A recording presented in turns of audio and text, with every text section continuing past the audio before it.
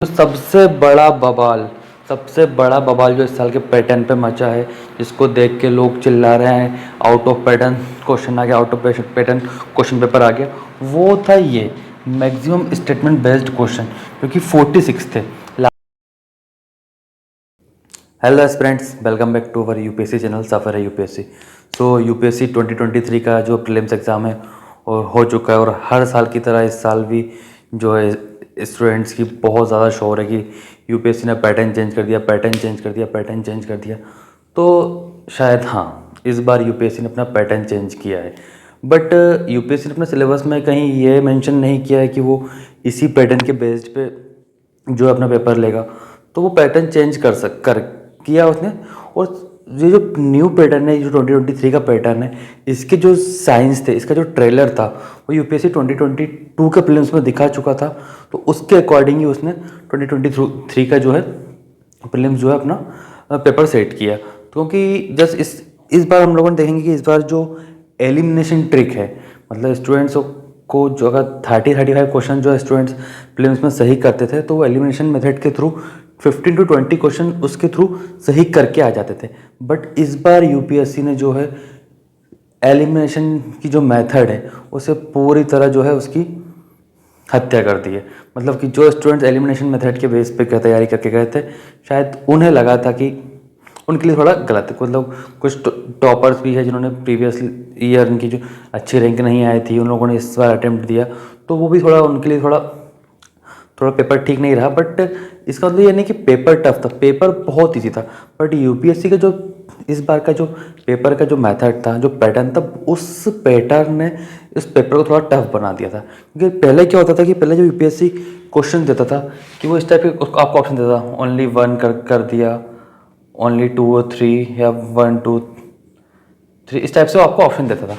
ठीक है, तो आप इसमें से ऑप्शन को एक मतलब एलिमिनेट करके उसको आप सही कर सकते थे। बट इस बार उसने क्या किया कि ओनली 1 या फिर ओनली 2, ओनली 3, ओनली 4, इस टाइप से उसने आपको पैटर्न दिए, मतलब ऑप्शन दिए। इसमें मतलब ये है कि आपको एलिमिनेशन कहीं से कहीं तक यूज़ नहीं हुई, आपको ऑप्शंस उसने दिए हैं। तो आपको उसमें से जो देखो, अब आपने कॉन्सेप्ट आपके क्लियर होंगे तो ही आप इस न्यू पैटर्न के थ्रू इसको कंप्लीट कर पाओगे। सॉरी, क्योंकि देखो बार बार रिक्वेस्ट करके आपसे एक ही चीज़ समझा रहे थे, एनसीईआरटी पढ़िए, एनसीईआरटी पढ़िए, न्यूज़पेपर देखिए। अब शॉर्टकट के चक्कर में ये आपकी हालत हो गई।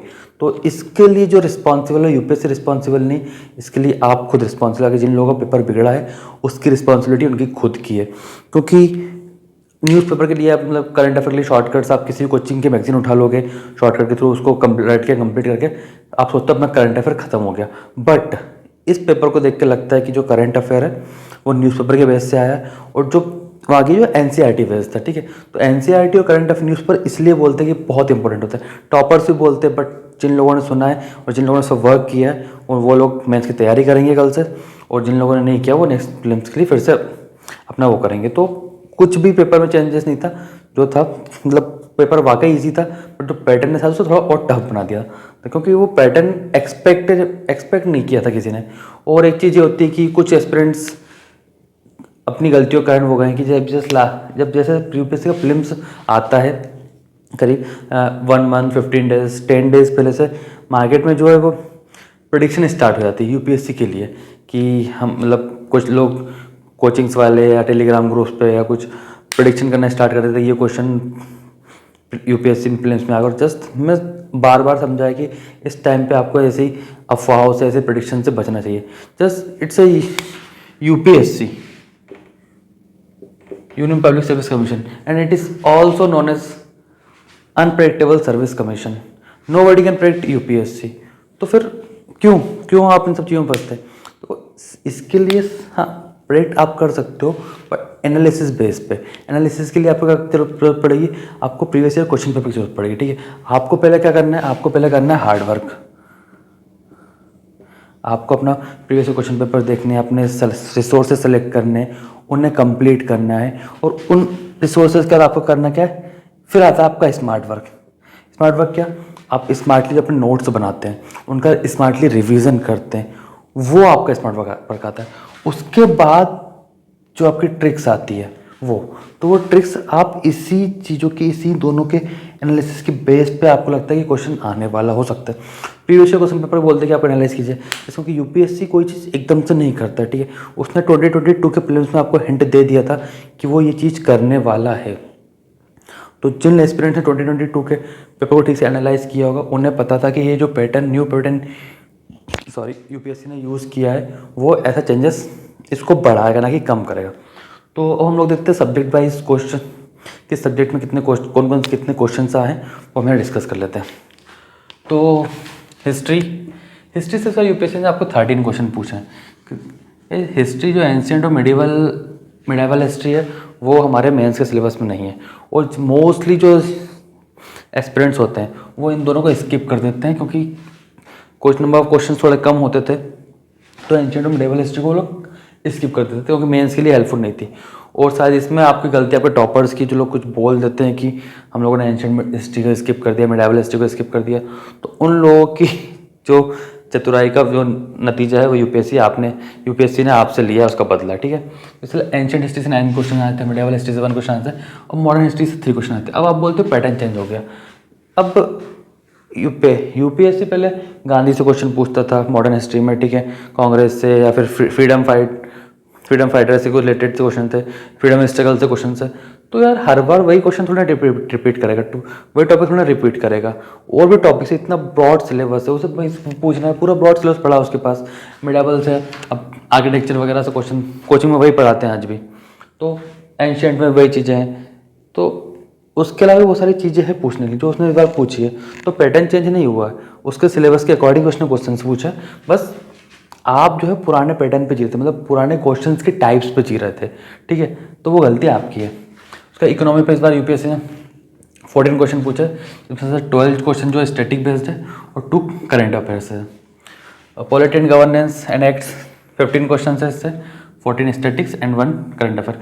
सेम वही है, लोग स्टूडेंट्स प्रीलिम्स के लिए प्रिपरेशन करते हैं लक्ष्मीकांत से, just fundamental rights, DPSP and all, ये सारी चीज़ें कंप्लीट करते हैं। इसके अलावा भी पॉलिटी में कुछ चीज़ें हैं, पहले पूछता था यूपीएससी, इसका ये मतलब ये नहीं है कि वो वही चीज़ें रिपीट करेगा। जस्ट मैंने कुछ वीडियोस देखे थे यूट्यूब पे, जो जस्ट क्रेश कोर्स जब चलाते हैं कुछ चैनल पे, यूट्यूब पर, जब एग्ज़ाम से पहले, वही कि भाई फंडामेंटल से क्वेश्चन पक्का है, डीपीएसपी से क्वेश्चन पक्का है। अरे भाई क्यों पक्का है, इतना बड़ा पॉलिटी है, उन्हीं से क्यों यूपीएससी पूछेगा। तो सेम अगेन पैटर्न चेंज नहीं हुआ, बस यूपीएससी ने अपना टाइप चेंज किया क्वेश्चंस का। उसका ज्योग्राफी 15 क्वेश्चन थे, 14 question statics and 1 from current affair.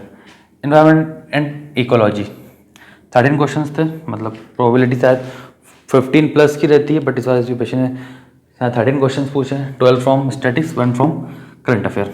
Agriculture 4 question, science and tech 14 question, जिसमें से 12 आपके थे स्टैटिक्स, 2 थे current affair based and 3 question जिसमें से तो बायोटेक्नोलॉजी बेस्ड थे। इस बार ये चीज़ यूपीएससी ने ऐड की है अपने प्रीलिम्स में, ये इंटरनेशनल रिलेशंस। तो 7 क्वेश्चन थे, इसमें से 2 क्वेश्चन स्टैटिक्स थे और 5 क्वेश्चन डायनामिक बेस्ड थे। सोशल वेलफेयर आपके करंट अफेयर का पार्ट है, सोशल वेलफेयर एंड स्कीम्स, तो 3 क्वेश्चन यहाँ से यूपीएससी ने पूछे हैं। And sports and awards, last year UPSC ने स्पोर्ट्स से एक क्वेश्चन पूछा था, उसने आपको हिंट कर दिया था कि वो इस तरफ जाएगा आपसे क्वेश्चन पूछने के लिए। बट अगर आपने प्रिपरेशन उसको 2022 के जो प्रीलिम्स के पेपर को एनालाइज किया होगा, तब आई एम श्योर लोगों ने इसके लिए प्रिपेयर किया होगा, और नहीं तो फिर 2 क्वेश्चन का आपका लॉस हो गया। तो ये इतने क्वेश्चन यूपीएससी ने पूछे थे। और करंट अफेयर की हम बात करें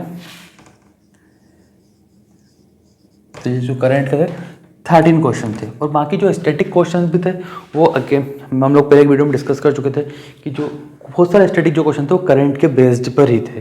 तो आगे की हम और चीज़ और डिस्कस करते हैं कि यूपीएससी का जो न्यू पैटर्न है वो उसने किस टाइप से अब यूज़ किया है। तो अब बात कर लेते हैं क्वेश्चंस के टाइप्स की, कि इस साल के प्रीलिम्स के जो क्वेश्चन पेपर था उसमें क्वेश्चन किस टाइप्स के थे। तो idea about single point questions, just किसी पर्सनालिटी बेस्ड क्वेश्चन, जिसमें किसी पर्सनालिटी से फेमस पर्सनालिटी या कुछ ऐसे ऑप्शंस में नाम दिए हो, तो ऐसे क्वेश्चन जो थे वो सिर्फ 3 क्वेश्चन थे। उसका 2 स्टेटमेंट बेस्ड क्वेश्चन जो थे वो 25 क्वेश्चन थे, और फैक्ट बेस्ड जो क्वेश्चन थे, फैक्चुअल क्वेश्चन जो थे वो 26 क्वेश्चन थे। और जो सबसे बड़ा बवाल जो इस साल के पैटर्न पे मचा है, जिसको देख के लोग चिल्ला रहे हैं आउट ऑफ पैटर्न क्वेश्चन आ गया, out of pattern question paper आ गया, वो था ये मैक्सिमम स्टेटमेंट बेस्ड क्वेश्चन, क्योंकि 46 थे। लास्ट ईयर जो यूपीएससी 2022 का प्रीलिम्स था उसमें शायद इस टाइप के 6 to 7 क्वेश्चन थे, तो यूपीएससी ने इस बार उसको 46 क्वेश्चन कर दिया। मतलब कि अगर लास्ट इवन पहले जो होता था क्वेश्चन पेपर्स में कि आपको जो ऑप्शंस मिलते थे, जस्ट लाइक हम लोग पहले डिस्कस कर चुके हैं, only 1, only 2 and 3, just like, या फिर ओनली 2 या 1 2 3, इसमें से हमको एक ऑप्शन चूज़ करना पड़ता था। हम लोग एलिमिनेशन मेथड के थ्रू एक आध कट कर कोई ऑप्शन कट करके बहुत इजीली उसे हम आंसर अपना जो है क्लियरफाई करके आंसर सेलेक्ट टिक कर देते थे। बट इस बार यूपीएससी ने जो किया, जो इस बार का जो पैटर्न है वो क्या है, इस टाइप से ओनली 1, ओनली 2, ओनली 3 या ऑल या फिर ओनली 4, जो भी है, इस टाइप से यूपीएससी ने अपना पैटर्न दिया है, जो कि ये 46 क्वेश्चन। मतलब इसमें अगर आपको जो भी क्वेश्चन है उसके कॉन्सेप्ट आपका क्लियर होना ही चाहिए। मतलब अगर उसमें से आपको एक भी चीज़ नहीं पता है तो आप तुक्का मार के भी इसे नहीं कर पाएंगे। आपको जो उसके सारे कॉन्सेप्ट, सारी जो चीज़ें पता होनी चाहिए, तभी आप उस आंसर को सही कर पाओगे। तो ये जो क्वेश्चन थे, मतलब ये और ये जो 71 क्वेश्चन थे, ये आपके कॉन्सेप्ट बेस्ड थे। मतलब कि आप किसी भी चीज़ को ऊपर पढ़ के क्वेश्चन पेपर अपना यहाँ पे सॉल्व नहीं कर सकते, आपको चीज़ें डिटेल में पढ़नी थी, उसके सारे कॉन्सेप्ट समझने थे। मतलब जो सीरियस एस्पिरेंट होता है, ये जो पेपर है उसी को फोकस करके बनाया गया है, जो कि बहुत ही शानदार पेपर था, शानदार पैटर्न था। मैं अगेन वही चीज़ बोलूँगा कि पेपर टफ नहीं था, पर जो पैटर्न है वो टफ था, और पैटर्न भी टफ इसलिए था क्योंकि आपने चीज़ें डीपली नहीं पढ़ी। उसमें गलती आपकी कि आपने एनसीईआरटी से स्किप की, गलती आपकी कि आपने न्यूज़पेपर से स्किप किए। तो इसलिए आप यूपीएससी को ब्लेम नहीं कर सकते कि यूपीएससी ने पेपर आपका टफ दे दिया, पैटर्न टफ दे दिया। यूपीएससी ने सिलेबस से बाहर कुछ भी नहीं पूछा है, तो वही चीज़ है। तो उसके बाद 26 क्वेश्चन जो थे फैक्ट बेस्ड थे, तो ये हमारा वो था। उसका अब हम लोग डिस्कस कर लेते हैं करंट अफेयर पे यूपीएससी ने इस बार किस टाइप से क्वेश्चन पूछा है, वो हम लोग आगे नेक्स्ट स्लाइड में डिस्कस करते हैं। तो करंट अफेयर के टॉपिक्स की अगर हम बात करें तो करंट अफेयर के जो टॉपिक्स थे, countries and areas in news, इसके रिगार्डिंग 5 क्वेश्चन इस साल जो है यूपीएससी ने हमसे प्रीलिम्स में पूछा है। अब जैसे इस साल जो क्वेश्चन है वो यूक्रेन के सराउंडिंग कंट्रीज़ का आया। यूक्रेन बहुत ज़्यादा लास्ट 1 साल से न्यूज़ में है। सॉरी, लास्ट ईयर जो है उसने अफगानिस्तान पूछा था, अफगानिस्तान के सराउंडिंग 2022 के प्रीलिम्स में। यूपीएससी इससे पहले क्या करता था कि इंडिया कंट्री, मतलब इंटरनल स्टेट्स के बारे में पूछता था। 2022 शायद 2020 में उसने एक नेशनल पार्क के सराउंडिंग एरियाज़ का पूछा था। तो इसमें उसने अपने जो सिलेबस में कहीं मेंशन नहीं करा कि वो सिर्फ इंडिया से ही पूछेगा, ठीक है। उसने करंट अफेयर बोला, वो करंट अफेयर की चीज़ें पूछी। 2022 में उसने अफगानिस्तान और उसके सराउंडिंग एरिया के पूछा था। हाँ, अगर आप करंट अफेयर पर नज़र बनाए रखते हो और जैसे कोई एरिया, कोई कंट्री इंटरनल हमारे इंडिया का या फिर इंडिया से बाहर का कोई न्यूज़ में रहता है और आप उसे एटलस पे उसकी जो सराउंडिंग चीज़ें जाके मैं पॉइंट आउट कर लेते हो, तो आपके सारे 5 क्वेश्चन सही गए होंगे, वरना नहीं। उसके बाद IR से जो इजराइल एंड अरब कंट्रीज़ बहुत ज़्यादा न्यूज़ में है, वो आया है। उसके बाद ग्रीन हाइड्रोजन से 2 क्वेश्चन आए हैं जो कि साइंस टेक का पार्ट है। अब साइंस टेक में aspirants mostly Gaganyaan, Chandrayaan, missile ये सब पढ़ गए। उसमें गलती आपकी भी नहीं है, कोचिंग्स में भी वालों ने भी आपको यही पढ़ा है, तो शायद वो आपने पढ़ा। बट करंट अफेयर था, करंट अफेयर में ये बहुत ज़्यादा है, तो वहाँ से 2 क्वेश्चन उसने पूछे। उसके बाद election of president of India, इसके लिए मतलब एस्पिरेंट्स ने, कोचिंग सेंटर्स ने क्या किया था कि 2022 के प्रीलिम्स के लिए प्रिपरेशन करवाई थी। बट रिसेंटली ये हुआ, तो 2023 की मैंने शायद एक वीडियो में बोला था कि जो प्रेसिडेंट ऑफ इलेक्शन का जो क्वेश्चन है वो 2022 के प्रीलिम्स में नहीं आएगा, 2023 के प्रीलिम्स में पूछा जाएगा। उसके बाद organisation and there reports, G20 से रिलेटेड क्वेश्चन जो आया, 4 क्वेश्चन मतलब ऑर्गेनाइजेशन से और उनकी रिपोर्ट से आए। उसके बाद सेंट्रल बैंक डिजिटल करेंसी जो कि करंट में था, तो ये क्वेश्चन थे। तो हाँ, अगर हम लोग कंक्लूजन की बात करें तो लास्ट ईयर के अपेक्षा शायद थोड़ा सा टफ पेपर था, बट थोड़ा सा टफ इसलिए था कि हम लोग जो पुराना ट्रेंड चला आ रहा था, जो कोचिंग्स का जो ट्रेंड था, जो लाइक ट्रेंड भी नहीं बोलेंगे, जो कोचिंग्स की प्रेडिक्शन थी कि भाई जैसे लाइक पॉलिटी से जो है कि वो सब डीपीएसपी पे जाएगा, फंडामेंटल राइट्स पे जाएगा, उसके ऊपर पूछ ही नहीं सकता, तो वो एक प्रेडिक्शन टूटी है। तो वो इसलिए लोगों को लगा कि पेपर टफ आया था। उसके बाद जैसे हमने बात की कि साइंस टेक में मिसाइल्स एंड जो इनोवेशंस होते थे वही पढ़ते थे, मतलब जो, लेकिन जो और भी इनोवेशन है उस पर फोकस ही नहीं करते जो करंट में है। तो इसलिए एक भ्रम टूटा है कि शायद पेपर टफ था या उसका। तो ऑर्गेनाइजेशन से चीज़ें, जैसे अब जो एरियाज थे पहले वो इंडिया के इंटरनल एरियाज़ को पूछता था, इंडियन स्टेट से सराउंडिंग एरियाज पूछता था, किसी नेशनल पार्क है जो भी न्यूज़ में रहता था जो इंटरनली पूछता था। बट अब वो वर्ल्ड वाइड जा रहा है। लास्ट ईयर उसने अफगानिस्तान पूछा, साल उसने यूक्रेन, एक साल से न्यूज़ में था उससे पूछ लिया, नेक्स्ट साल अभी जो करंट में कोई और कंट्री रहेगी उससे सराउंडिंग कुछ पूछ ले, या फिर वापस से वो इंडिया के अंदर का कुछ पूछ ले। तो जो करंट रहेगा, अगर आप न्यूज़पेपर पर नज़र बनाकर बैठे हुए हैं तो फिर कुछ भी गलत नहीं हो सकता। बस ये कि आपको अपने फैक्ट्स कंप्लीट करने पड़ेंगे। तो पेपर टफ नहीं था, बस हाँ थोड़ा सा यूपीएससी ने उसको एडवांस बना दिया। और वो एडवांस बनाया इसलिए, बट उसने आपको आपने अपने आप को एडवांस नहीं बनाया। आप जो कोचिंग सेंटर्स की जो थी एक प्रेडिक्शन थी उसी में आप चलते। तो कंक्लूजन से यही निकला कि जो प्रेडिक्टर्स हैं, जो यूपीएससी के एस्ट्रोलॉजर बने बैठे हुए हैं, आपको उनसे दूर रहना है और आपको सिर्फ और सिर्फ अपने रिसोर्सेज पे भरोसा करना है, जो अपनी बुक्स से, अपनी एनसीईआरटी से, जो न्यूज़पेपर आप फॉलो करते हैं उस पर भरोसा करना है। मैगजीन्स आपके रिवीजन के लिए बेटर हो सकती है, बट न्यूज़पेपर हमेशा हर टॉपर से बोलते हैं, फैकल्टी से बोलते हैं, मैं तो बार बार बोलता हूँ कि जो न्यूज़पेपर है उसको आपको अच्छे से नज़र बना के रखना है। अगर आपने अपने न्यूज़पेपर पर नज़र बना के रखी हुई होती। उसके बाद एक चीज़ है कि इस बार यूपीएससी ने करंट को ज़्यादा पूछ लिया, क्योंकि मतलब 2016 के बाद से यूपीएससी अपने प्रीलिम्स में करंट कम करते जा रहा था। तो कोचिंग सेंटर्स से टीचर्स चिल्ला चिल्ला कर बोलते थे कि यूपीएससी प्रीलिम्स स्टैटिक बेस्ड है, स्टैटिक बेस्ड है, स्टैटिक बेस्ड है।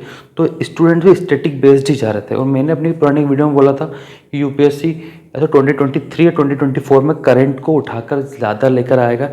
हालांकि अभी जो ट्रेंड चल रहा है यूपीएससी का रिसेंटली लास्ट 2-3 साल से, वो था कि वो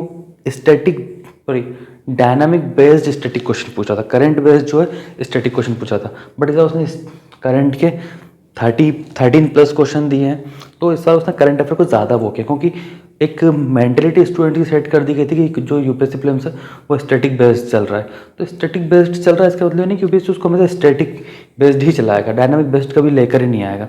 यूपीएससी के जो एग्जाम सेट करते हैं, क्वेश्चन पेपर बनाते हैं, वो हमारे बीच में ही रहते हैं, ठीक है। उन्हें पता है कि मार्केट में क्या प्रेडिक्शन की जा रही है। जो यूपीएससी के एस्ट्रोलॉजर है वो क्या अपने एस्ट्रोलॉजी के थ्रू स्टूडेंट्स को गुमराह कर रहे हैं, तो उन्हें पता है। तो वो उस चीज़ का, और उन्हें भी बेटर कैंडिडेट चाहिए ना। आप बेटरली परफॉर्म करोगे, अपने जो फैक्ट्स पे आप बेटर करोगे, अपने जो रिसोर्स है उन्हें अच्छे से तैयार करोगे, तो आप क्वालिफाई करोगे। तो एक जो सीरियस एस्पिरेंट था उसके लिए पेपर बिल्कुल टफ नहीं था। जिसने थोड़ा से स्मार्ट वर्क की तरफ या फिर शॉर्टकट की तरफ भागने की कोशिश की होगी, उसके लिए वाकई पेपर टफ था। So I think that's enough for it. All the very best. Thank you so much.